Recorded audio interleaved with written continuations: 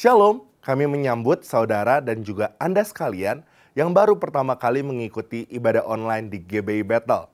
Kami berdoa agar Anda dalam kondisi yang sehat dan juga dalam lindungan Tuhan. Bagi Anda yang baru pertama kali mengikuti ibadah online ataupun Anda yang memerlukan dukungan doa, silakan mengirimkan komentar melalui kolom chat. Sebelum kita mengikuti ibadah ini, mari sama-sama kita bersatu dalam doa. Bapa, kami mengucap syukur kalau Tuhan Yesus telah menyertai kami. Kami sementara akan mengikuti ibadah ini, sertai dari awal, pertengahan, hingga akhirnya. Di dalam nama Tuhan Yesus, kami telah berdoa dan mengucap syukur. Haleluya. Amin. Selamat beribadah dan Tuhan Yesus memberkati. Hidup kami milik-Mu Tuhan. Kami memuji dan menyembah-Mu dengan segenap hati kami Tuhan. Jiwa kami bersuka cita akan Engkau Tuhan Yesus ya.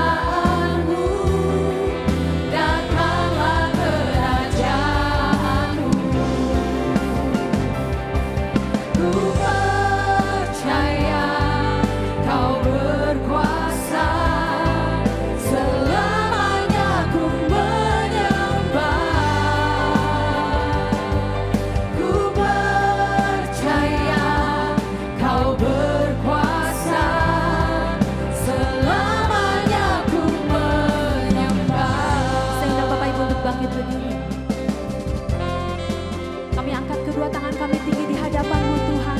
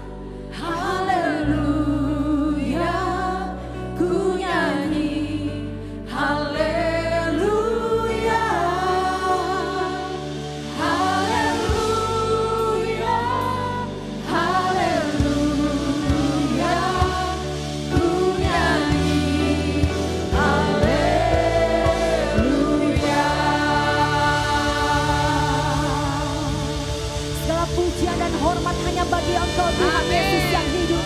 Kau Tuhan yang berkuasa atas hidup kami Tuhan. Apapun kondisi kami akan tetap menyembah-Mu dengan segenap hati kami Tuhan.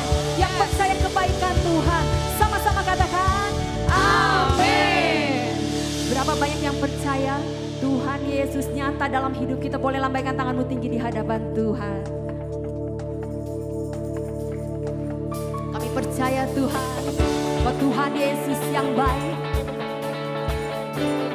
Kau pemilik kehidupan kami. We worship you, Lord. Come on.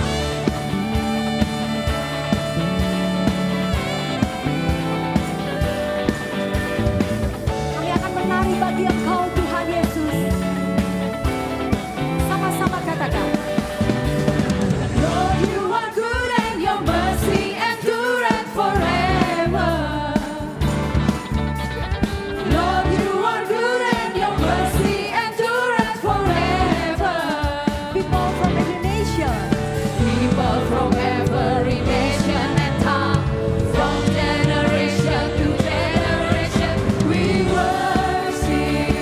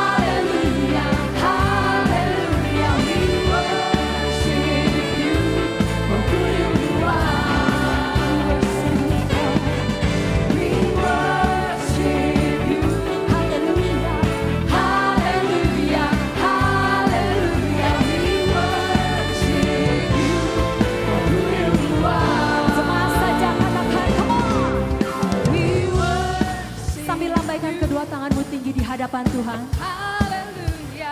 Ini umatmu Tuhan, kami bersuka cita karena kebaikan Tuhan.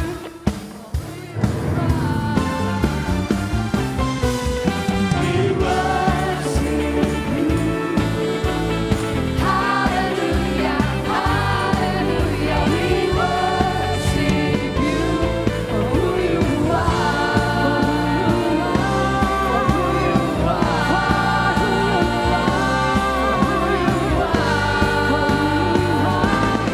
You are good.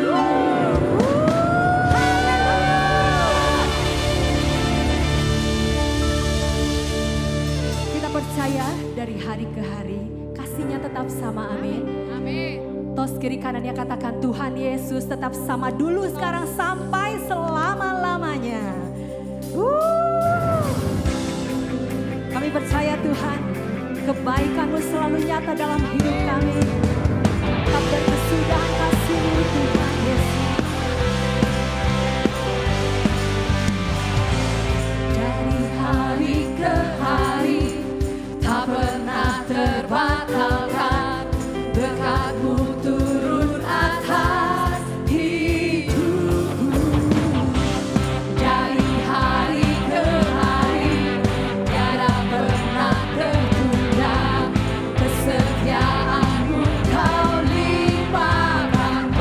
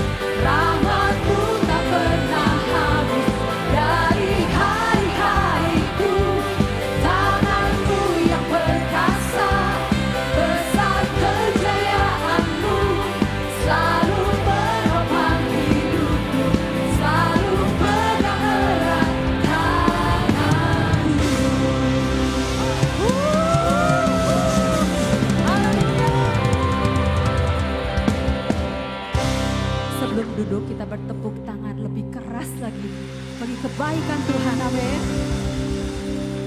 Saya persilakan Bapak Ibu untuk duduk kembali. Terima kasih Tuhan.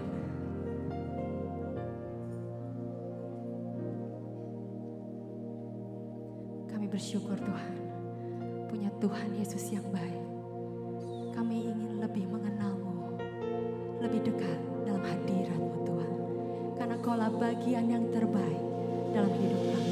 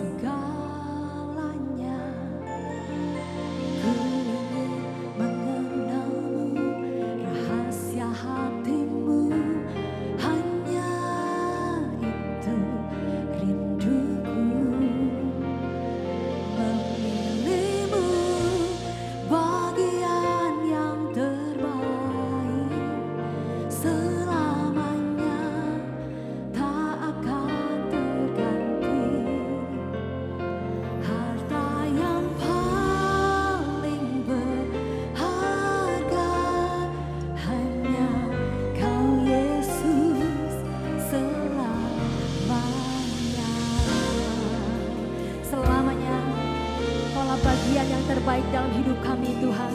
Selamanya kami akan tetap menyembah Engkau Tuhan Yesus yang hidup.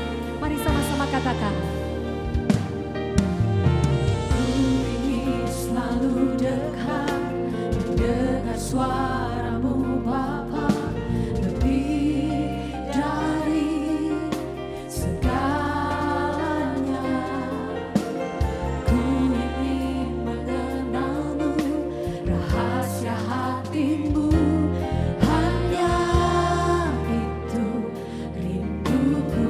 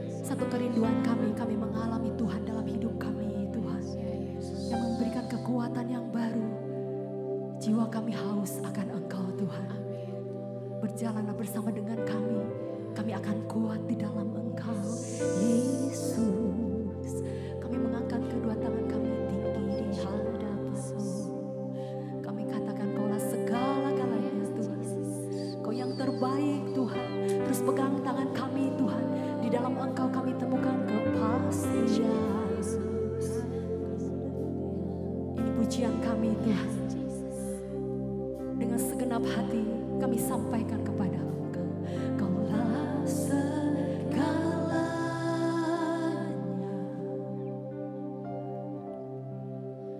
Di dalam hidupku.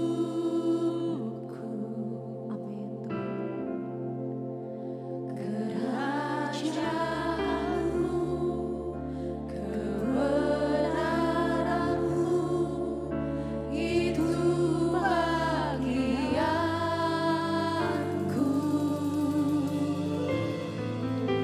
Kaulah yang kupada. Kami akan tetap memandang Engkau Tuhan Yesus yang baik. Selama hidup kami Tuhan, kami akan tetap menyembah-Mu Tuhan.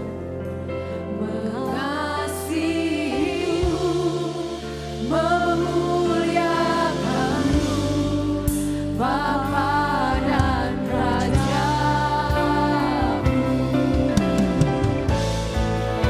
Kaulah segalanya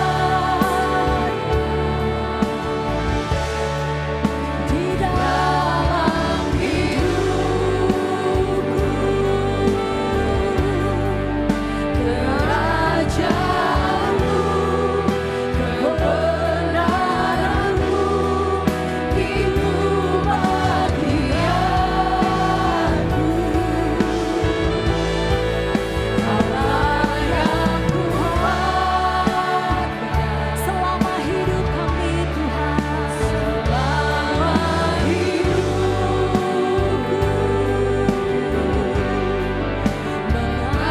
Mengasihimu, memuliakanmu, Bapa dan Raja-Mu. Angkat kedua tanganmu tinggi di hadapan Tuhan. Kaulah segalanya di dalam hidup kami Tuhan. Bapak, kami mengucap syukur kalau kami telah menaikkan setiap pujian penyembahan kami. Sebentar kami mau mendengarkan firman, Kau yang memberkati hamba-Mu yang akan menyampaikan isi hati-Mu. Hanya di dalam nama Tuhan Yesus kami telah berdoa dan ucap syukur. Haleluya. Amin. Shalom, saya Pendeta Rubin Adi Abraham, senang sekali bisa menjumpai Anda di dalam ibadah online ini. Dalam penayangan firman hari ini dan beberapa waktu ke depan saya akan berbicara tentang doktrin Kristen yang penting karena kita sedang hidup pada akhir zaman dan banyak sekali ajaran-ajaran yang sesat muncul. Makanya kita perlu tahu kebenaran firman Allah agar berdiri kokoh menghadapi segala arus dan tantangan zaman.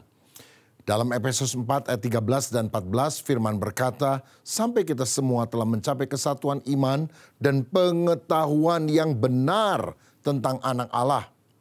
Kedewasaan penuh dan tingkat pertumbuhan sesuai dengan kepenuhan Kristus sehingga kita bukan lagi anak-anak yang diombang-ambingkan oleh rupa-rupa angin pengajaran, oleh permainan palsu manusia dalam kelicikan mereka yang menyesatkan. Kita harus berdiri kokoh kalau kita punya pengetahuan yang benar tentang anak Allah sehingga tidak diombang-ambingkan oleh berbagai macam ajaran yang aneh. Saudara, di Amerika Serikat ada tim pemberantas uang dolar palsu. Dan seorang wartawan pernah tanya, kalau begitu Anda perlu menyelidiki banyak sekali dolar-dolar palsu ya. Tapi mereka bilang, enggak, kami hanya mempelajari dolar yang asli. Kami lihat, kami raba, kami terawang, kami pakai.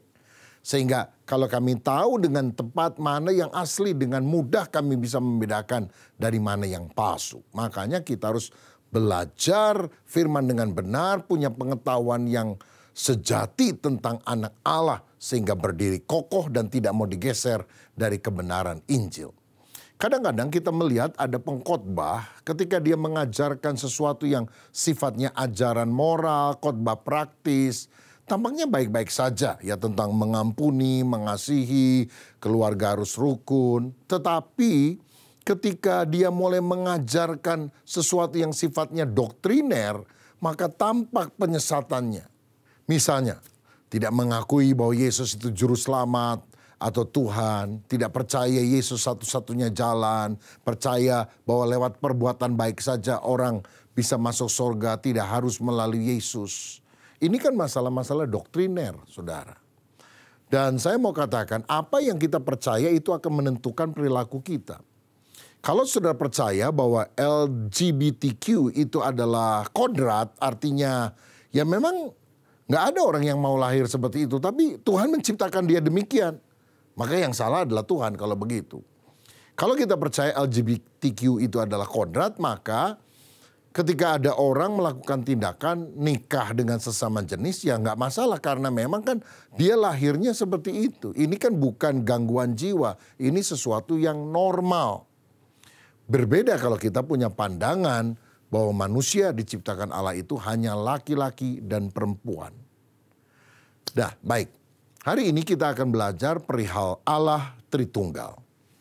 Saudara sekalian, Allah Tritunggal adalah doktrin yang paling sering disalahpahami baik oleh orang Kristen maupun non-Kristen. Bahkan ada yang menganggap agama Kristen itu syirik, artinya menyamakan makhluk seperti Allah. Karena orang Kristen katanya percaya Allah itu ada 3, lalu Allah itu beranak. Kalau Allah bisa punya anak, siapa bidannya? Pertanyaannya kemudian begitu.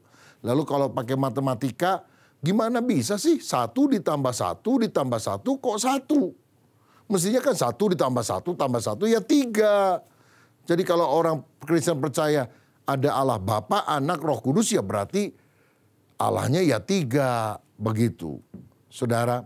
Tetapi sebetulnya tentang Allah ini kan bukan bicara soal matematika, penambahan. Tapi soal keagungan, kemuliaan. Kalau mau matematikan juga kan kita bisa bilang 1 kali 1 kali 1 sama dengan 1, bukan 3. Tetapi membahas tentang Allah, itu sebetulnya tidak membahas tentang keberapaan Allah, tapi kebagaimanaan Allah. Allah itu bukan berapa, tapi bagaimana sih kita bisa mengenali Allah itu. Berapa tahun yang lalu ada seorang pengacara pernah bilang gini, tidak ada ajaran lain selain Islam yang sesuai dengan Pancasila. Karena sila pertama adalah ketuhanan yang Maha Esa. Kalau Kristen itu kan Trinitas, Hindu juga Trimurti. Maka yang benar-benar sesuai dengan Pancasila hanya Islam. Nah, ini adalah hal yang sangat keliru karena pandangan Trinitas atau Tritunggal yang dipercaya orang Kristen itu bukan triteisme, bukan menyembah 3 Allah. Saya akan jelaskan lebih jauh. Nah, sebelum kita membahas tentang Allah Tritunggal, kita harus memiliki hati yang rendah. Karena yang sedang kita selidiki adalah Sang Pencipta. Kalau saudara ingin menyelidiki semut, saudara tinggal bawa itu semut yang kecil, masukkan di bawah mikroskop dan kita bisa lihat, oh semut itu badannya seperti ini, kakinya sekian dan sebagainya. Tapi kan kita tidak bisa menurunkan Allah dari tatanya di langit dan menaruh di bawah mikroskop dan kita bilang, oh Allah itu seperti ini. Ya tidak seperti itu, saudara. Nah, lagi pula kita harus paham bahwa menyelidiki batu misalnya, benda, lebih gampang daripada menyelidiki semut, binatang. Menyelidiki semut lebih gampang daripada menyelidiki manusia. Apalagi menyelidiki Allah, Sang Pencipta. Memahami diri aja sulit. Memahami istri Anda, waduh lebih sulit. Udah kawin puluhan tahun kadang-kadang nggak terlalu paham juga tentang isi hatinya, jalan berpikirnya. Apalagi mempelajari tentang Allah. Tetapi saudara, Allah itu hanya bisa dikenali karena dia mengambil inisiatif untuk membuka diri. Ini untungnya, ini syukurnya. Karena Allah itu sendiri menyatakan diri untuk membuat dia dikenali oleh manusia. Jadi kita bisa kenal Allah sejauh dia menyatakan diri kepada kita. Lagi pula kita memang harus sadar bahwa dimensi yang lebih rendah, misalnya binatang, sulit memahami dimensi yang lebih tinggi. Misalnya manusia. Apalagi kalau kita memahami Allah. Namun ketika Tuhan membuka diri itu adalah anugerah bagi kita. Nah, saya ambil contoh ya.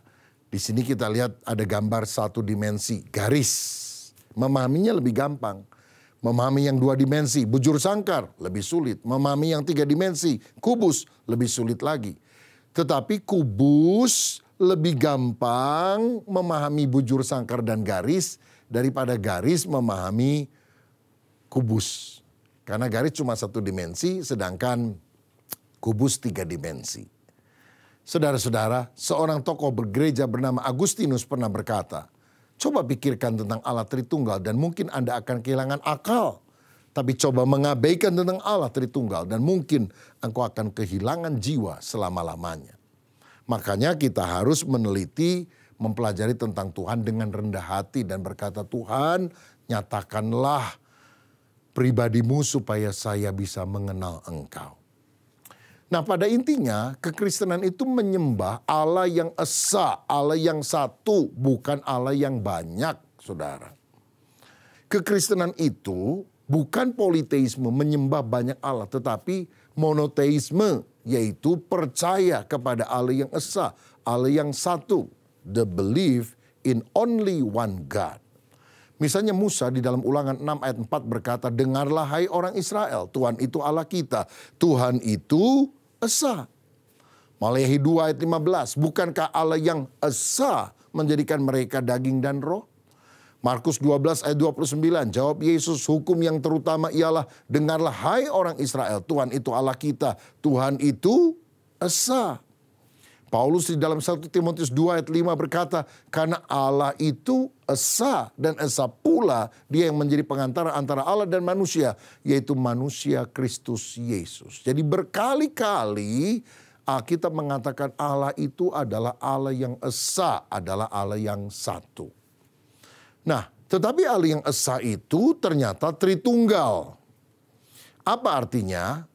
Allah itu satu hakikatnya, tapi memiliki 3 pribadi yang bisa dibedakan tapi tidak bisa dipisahkan. Makanya Yesus pernah berkata dalam Yohanes 10 ayat 30 misalnya, aku dan Bapa adalah satu. Satu hakikatnya walaupun berbeda pribadinya. Pribadi Bapa berbeda dengan pribadi anak. Perlu saudara ketahui bahwa kata esa itu berasal dari kata Ibrani ehad. Artinya united, satu kesatuan bersama, all together. Beda dengan kata Ibrani lain, yahid, artinya tunggal.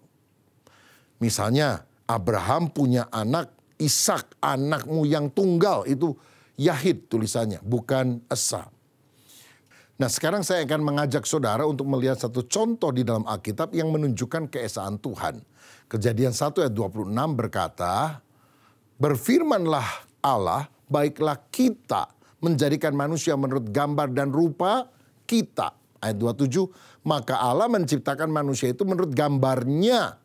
Perhatikan, tadi dikatakan kita, berarti jamak. Sedangkan menurut gambarnya itu adalah tunggal. Ya. Lalu kita bilang, kenapa di atasnya jamak, di bawahnya tunggal? Karena ini menunjukkan ada kejamakan dalam keesaan. Allah itu esa, tetapi pribadinya jamak. Ada yang bilang, barangkali Allah sedang berunding dengan malaikat. Baiklah kita menjadikan manusia. Tapi ingat saudara, malaikat itu ciptaan. Malaikat itu bukan pencipta. Jadi bukan malaikat yang menciptakan manusia. Allah saja yang bisa menciptakan manusia. Allah sedang berbicara dengan dirinya dalam pribadi yang berbeda dalam keesaan itu. Ya, saya ambil contoh supaya lebih jelas. Satu tapi jamak. Itu misalnya kita memasuki sebuah ruangan. Ruangannya berapa? 1. Tapi sebuah ruangan terdiri pasti dari panjangnya, lebarnya, dan juga tingginya. Atau contoh lain, sebuah segitiga pasti terdiri dari 3 buah garis. Dan juga ada 3 buah sudut, saudara. Atau saya kasih contoh yang lain. Walaupun tentang Allah memang sebetulnya sulit untuk dicari ilustrasi perbandingannya. Karena Allah pasti bukan segitiga. Allah pasti bukan ruangan. Tapi supaya kita sedikit ada gambaran. Misalnya tanah liat. Itu bisa dibikin vas bunga, bisa dibikin asbak, bisa dibikin genteng. Apakah vas bunga sama dengan genteng? Bukan. Apakah genteng sama dengan asbak? Bukan. Apakah asbak sama dengan vas bunga? Bukan. Tetapi vas bunga, asbak, dan genteng pada hakikatnya terbuat dari tanah liat yang sama. Saudara-saudara, Jadi kita melihat ada kejamakan dalam keesaan itu. Nah, sebetulnya istilah Tritunggal tidak ada di dalam Alkitab, tapi konsep ini adalah sesuatu yang sangat Alkitabiah. Ada yang bilang, nggak ada tuh kata Trinitas dalam Alkitab, berarti bukan ajaran Alkitab. Saya mau bilang, Kristen itu monoteisme, percaya kepada satu Allah. Tetapi istilah monoteisme coba saya tanya, ada nggak ayatnya di Alkitab? Kan nggak ada ayatnya dalam Alkitab. Tapi seluruh Alkitab menunjukkan bahwa kekristenan itu monoteisme, percaya kepada Allah yang esa. Itu sesuai dengan firman. Tertullianus adalah orang yang pertama kali menggunakan istilah Tritunggal, walaupun konsepnya sudah ada lebih awal. Misalnya Irenaeus, murid Polikarpus, yang adalah murid Yohanes, Rasul.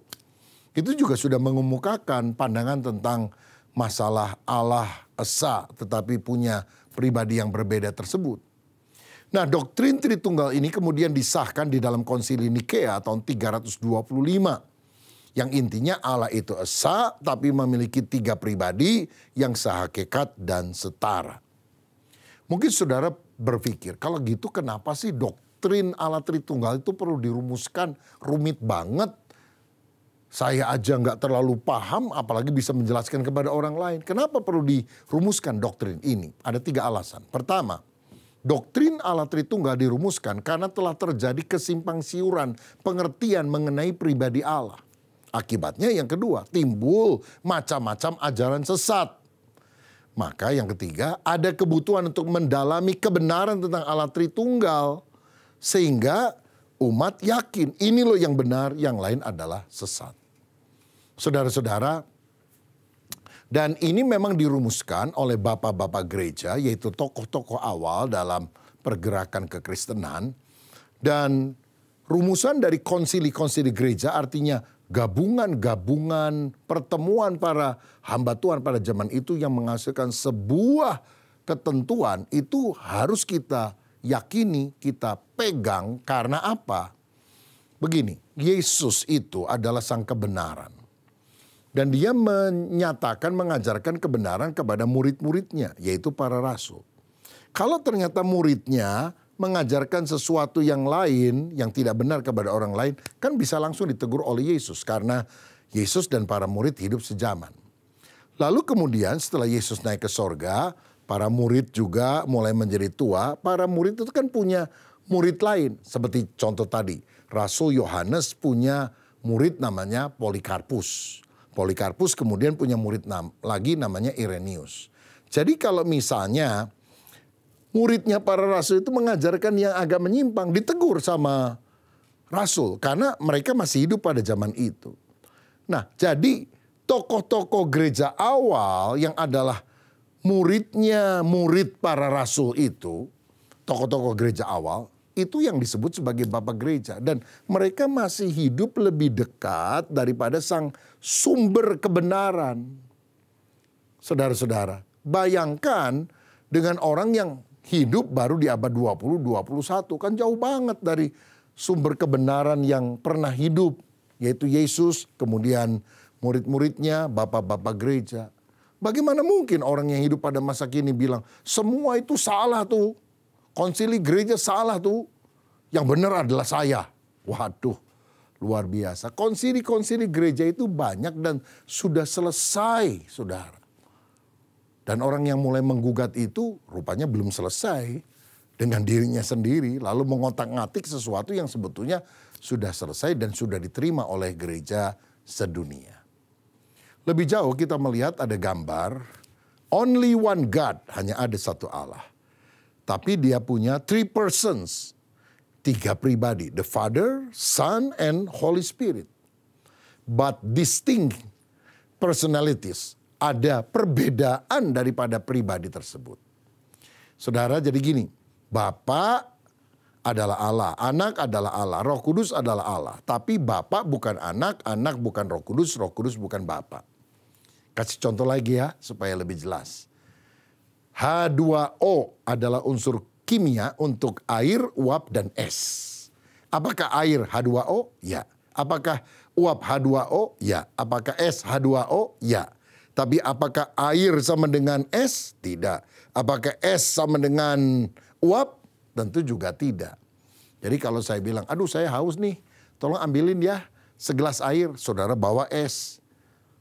Lalu saya tanya, loh kok es? Saya kan maunya air. Ah sama aja H2O.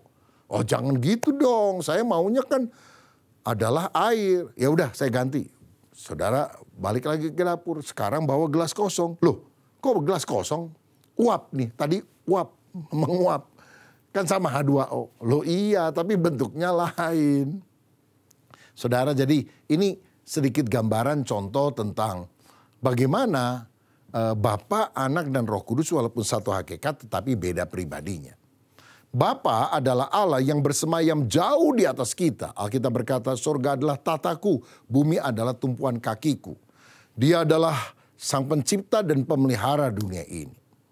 Yang kedua, Anak adalah Allah yang dekat, yang bersama dengan manusia. Itulah Yesus, Immanuel, Firman yang telah menjadi manusia. Yang ketiga, Roh Kudus adalah Allah yang tinggal dalam orang yang percaya. Yohanes 14 ayat 17. Dia bukan hanya kuasa tapi pribadi Allah itu sendiri. Jadi Allah yang jauh, Bapa telah menjadi Allah yang dekat, Yesus, lalu masuk di dalam hati kita, itu adalah Roh Kudus. Agustinus pernah berkata, perbedaan sebutan pribadi Bapa, Anak, dan Roh Kudus itu dalam hubungan satu sama lain dengan tugas khusus masing-masing. Maksudnya, Yesus dalam hubungan dengan dirinya sendiri disebut Allah. Tapi dalam hubungan dengan Bapa disebut sebagai anak. Saya berharap melalui paparan yang singkat dan sederhana ini saudara mulai bisa memahami apa sih yang dimaksud dengan Allah Tritunggal. Satu hakikatnya tapi tiga pribadinya. Nah sekarang saya ingin ajak saudara melihat beberapa pandangan keliru tentang Allah Tritunggal yang tidak boleh ada dalam benak kita. Yang pertama ada yang menganggap Allah itu satu pribadi tapi memiliki tiga jabatan. Ini disebut sebagai modalisme atau sabellianisme karena pengajarnya namanya Sabellius, saudara. Jadi contohnya kira-kira seperti ini. Satu pribadi tapi tiga jabatan. Pak Ahmad misalnya, di rumah dia kepala keluarga. Di pekerjaan dia kepala sekolah. Di lingkungan dia adalah kepala RT, rukun tetangga. Nah masalahnya kalau Pak Ahmad mati juga kepala keluarga, kepala sekolah, kepala rumah tangga. Nah saudara-saudara, ini yang menyebabkan orang kadang menyebut sebagai waktu Yesus mati di salib berarti bapaknya mati juga dong. Jadi siapa yang memerintah alam semesta?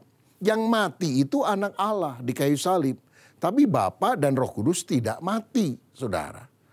Jadi kalau mau pakai contoh yang lebih mendekati, yang benar kira-kira gimana? Sekali lagi kadang ada teolog yang tidak mau pakai contoh karena pasti akan ada kekurangan, kesalahannya. Tetapi supaya saudara bisa sedikit lebih paham ya, saya ambil contoh ini. Saya berkhotbah lisan. Khotbah saya direkam menjadi CD. Lalu khotbah saya dijadikan buku. Pada hakikatnya ada berapa khotbah? 1. Berapa bentuknya? 3. Khotbah lisan, khotbah CD, khotbah buku. Pertanyaannya, kalau CD-nya rusak apakah bukunya rusak? Tidak. Waktu Yesus mati apakah Bapa atau Roh Kudus mati? Tidak, saudara. Jadi itulah perbedaan antara satu hakikat dan tiga pribadi dengan satu pribadi tapi tiga jabatan. Kita percaya Tritunggal adalah satu hakikat, tiga pribadi. Yang kedua, ada yang menganggap Yesus adalah manusia saleh yang diangkat menjadi Tuhan pada saat pembaptisan, tapi ditinggalkan oleh Allah pada waktu dia disalib. Pandangan ini disebut sebagai pandangan adopsianisme. Jadi maksudnya Yesus itu manusia biasa seperti saya dan saudara, tapi saleh, suci, kudus, maka diangkat oleh Tuhan menjadi Juru Selamat, diangkat menjadi Tuhan. Nah tetapi ketika dia mau mati, Allah meninggalkan dia. Makanya dia teriak Eli Eli lama sabatani. Nah ini adalah pandangan yang juga tidak tepat saudara. Yesus itu bukan manusia yang diangkat jadi Tuhan. Gak ada manusia jadi Tuhan. Manusia jadi Superman aja cuma ada di film, apalagi jadi Tuhan. Tapi kalau Tuhan jadi manusia itu baru ada. Jadi yang benar adalah tidak ada manusia yang jadi Tuhan. Yesus bukan manusia biasa yang dilantik jadi Tuhan. Tapi Tuhan yang menjadi manusia. Ya. Firman itu telah menjadi daging, telah menjadi manusia. Itu adalah Yesus. Pandangan salah ketiga disebut subordinasionisme. Subordinasi artinya Bapa lebih besar dari Yesus, Yesus lebih besar dari Roh Kudus. Misalnya dalam Yohanes 14 ayat 28 Yesus bilang, kamu telah mendengar bahwa aku telah berkata kepadamu, aku pergi tetapi aku datang kembali kepadamu. Sekiranya kamu mengasihi aku, kamu tentu akan bersuka cita karena aku pergi kepada Bapakku sebab Bapa lebih besar daripada aku. Oh, benar kan? Kata orang yang percaya pandangan ini. Jadi Bapa itu Allah besar, Yesus Allah kecil. Bapa itu Allah mayor, Yesus adalah Allah minor. Begitu saudara. Nah, kita tidak percaya paham ini. Yang benar adalah Bapa, Anak, Roh Kudus itu sederajat saudara. Sehakikat. Filipi 2 ayat 6 berkata, Yesus yang walaupun dalam rupa Allah tidak menganggap kesetaraannya dengan Allah sebagai milik yang harus dipertahankan. Ingat ayat itu, Filipi 2 ayat 6. Yesus itu setara dengan Allah, dengan Bapa. Tetapi ketika dia datang ke dunia, fungsinya, perannya Yesus adalah sebagai utusan Bapa. Dan sebagai utusan dia tentu lebih kecil dari sang pengutusnya. Saya ambil contoh deh. Misalnya Pak Jokowi dengan kita, hakikatnya kan sama, manusia. Kalau saudara sama gajah, beda hakikat. Gajah binatang, kita manusia. Tapi kalau Pak Jokowi sama kita kan hakikatnya sama manusia. Tapi perannya, fungsinya, tugasnya beda. Beliau itu presiden Indonesia, kita hanyalah rakyat. Jadi Yesus setara dengan Allah, tapi waktu dia datang ke dunia, dia bertugas sebagai suruhan Allah, sebagai utusan Allah. Sehingga dia bilang dia lebih kecil dari Bapa. Tapi intinya dia sederajat. Yang keempat disebut Arianisme, yang kini nampak dalam sekte Saksi Yehova. Menganggap bahwa Yesus adalah ciptaan Allah yang mula-mula. Jadi waktu Allah menciptakan yang pertama, yang diciptakan pertama Yesus. Lalu Yesus baru menciptakan yang lain-lain. Saudara-saudara, sehingga mereka berkata, Yesus hanyalah suatu ilah atau makhluk saja yang diciptakan oleh Allah. Jadi kalau mereka membaca Yohanes 1 ayat 1 dikatakan pada mulanya adalah firman, firman itu bersama-sama dengan Allah dan firman itu adalah suatu ilah atau suatu Allah, Allah kecil. Nah saudara-saudara, jelas kita tidak percaya bahwa Yesus itu adalah ciptaan Allah yang mula-mula. Yesus bukan ciptaan, berarti dia makhluk. Yesus kita yakini sesuai Yohanes 1 ayat 3, dia adalah Sang Pencipta. Segala sesuatu dijadikan oleh dia. Dan tanpa dia tidak ada satupun yang telah dijadikan. Yesus adalah Allah, dia Sang Pencipta. Ya, karena dia menciptakan segala sesuatu. Karena itu hari ini mari kita membuka hati, percaya bahwa Allah di sorga telah datang ke dunia. Namanya adalah Yesus. Dia adalah juru selamat, dia adalah Tuhan, dia adalah Raja di atas segala raja. Dia akan datang kembali. Makanya kita perlu bertobat, percaya kepada Allah dan mengakui bahwa Allah itu satu hakikatnya tapi tiga pribadinya. Jangan pernah berpikir bahwa Allah yang kita sembah oleh orang Kristen adalah tiga. Tidak. Allah itu satu, Allah itu esa. Tetapi harus dibedakan dengan Bapa, Anak, dan Roh Kudus. Dan kalau kita percaya kepada Allah Tritunggal, kita akan mengalami keselamatan. Saya mau berdoa untuk saudara supaya Tuhan mencelikan mata hati saudara dan sungguh-sungguh mengimani kepada pribadi Allah Tritunggal. Karena dia adalah satu-satunya yang layak ditinggikan. Hormat bagi Allah Bapa, hormat bagi anaknya, hormat bagi Roh penghibur ketiganya yang esa. Haleluya, Haleluya. Ketiganya yang esa. Mari kita berdoa. Bapa, terima kasih untuk pemaparan firman-Mu hari ini. Biar mencelikan mata rohani kami sehingga kami mengerti tentang Allah Tritunggal dan kami bisa menjelaskan kepada orang lain. Kalau ada di antara kami yang masih belum terlalu paham, biar kami mendengar lagi khotbah ini berulang-ulang. Dan kami mulai bisa menjelaskan kepada teman kami, kepada orang-orang yang mempertanyakan hal itu. Supaya mereka juga bisa mengenal Allah yang menyatakan diri sebagai Allah yang esa, tapi Tritunggal adanya. Dan ketika kami percaya, maka kami diselamatkan. Cerahkan akal budi kami, kokohkan iman kami, sehingga tidak mudah terganggu oleh ajaran-ajaran yang membingungkan, yang menyesatkan. Tapi kami percaya, Yesus adalah Tuhan, Yesus adalah Allah. Berkat atas kami dalam nama Tuhan Yesus. Haleluya. Amin. Tuhan memberkati. Mari kita berdoa. Tuhan, terima kasih buat firman-Mu hari ini. Firman-Mu ya dan amin. Firman-Mu adalah kebenaran. Biarkan itu menguatkan iman kami. Biarkan segala kenyataan, fakta apapun tidak mengalahkan kebenaran. Sehingga kami punya pengharapan di dalam firman Tuhan. Berkati bangsa kami ya Tuhan. Biarkan bangsa kami terus ada dalam kedamaian, lawatan Tuhan. Kebangunan rohani terjadi di bangsa kami. Pemimpin-pemimpin yang di bangsa kami takut akan Tuhan. Dan juga kami berdoa buat gereja-gereja Tuhan yang ada di Indonesia. Biarkan Kau terus berkati sertai sehingga setiap gereja bisa menjadi berkat buat kota, buat bangsa ini. Dan kami juga berdoa buat saudara-saudara kami yang hari ini mungkin sedang menjauh dari Engkau, sedang lemah imannya. Kami berdoa di dalam nama Tuhan Yesus, Roh Kudus menjamah, mengobarkan kembali semangat mereka untuk beribadah, untuk dekat dengan Tuhan. Sehingga mereka tidak menjadi orang percaya yang suam-suam, tetapi menjadi orang percaya yang berapi-api.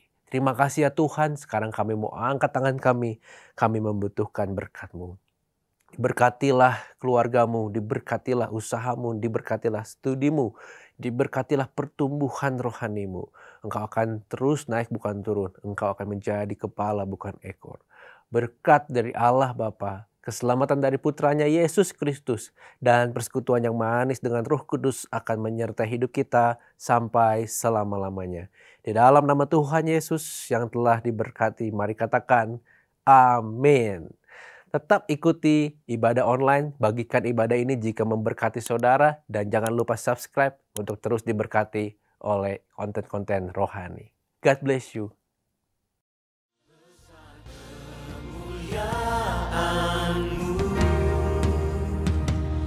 Kau limpahkan bagiku, mataku tertuju padamu, Yesus.